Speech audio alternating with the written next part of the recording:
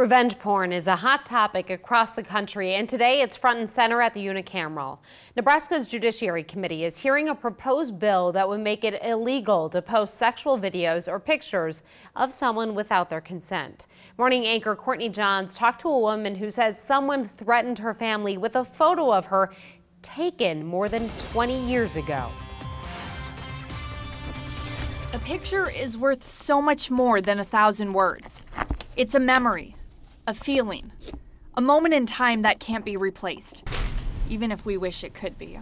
I think I was horrified, embarrassed, and afraid. And I still am. 25 years ago, Diane Paris fell in love. I trusted him completely. I thought that I would be with this man forever.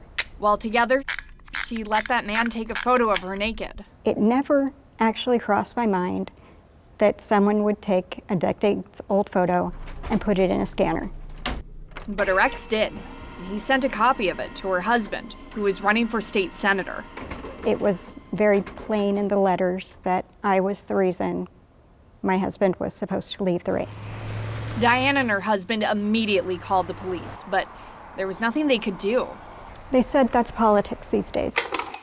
Almost every state in the U.S. has some type of revenge porn law, but Nebraska does not. And this is really on the rise, especially with social media, with smartphones. It's happening to younger people, and this is a problem that is really a modern problem, and we need modern legislation to address it. Senator Megan Hunt hopes to change that with her bill LB 164. This bill would make revenge porn illegal, with first-time offenders facing up to 1 year in prison and a $1,000 fine. And it protects them from being fired, from being targeted for violence. It protects their reputations, and it's just something that Nebraska needs to get on board with.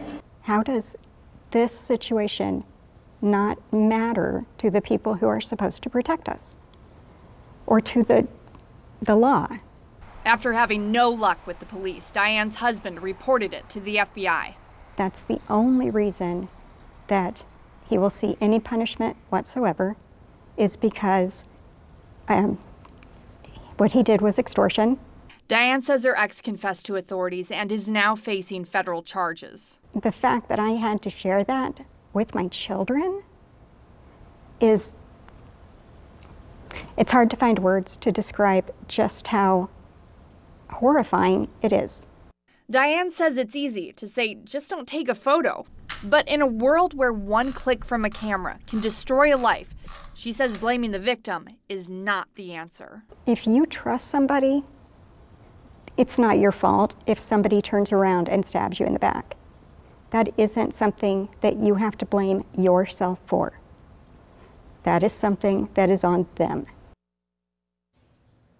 Courtney Johns reporting, if the bill becomes law, first-time offenders would be charged with a misdemeanor. If they are charged a second time with this crime, it would be a felony, and they could face up to 2 years in prison and a $10,000 fine.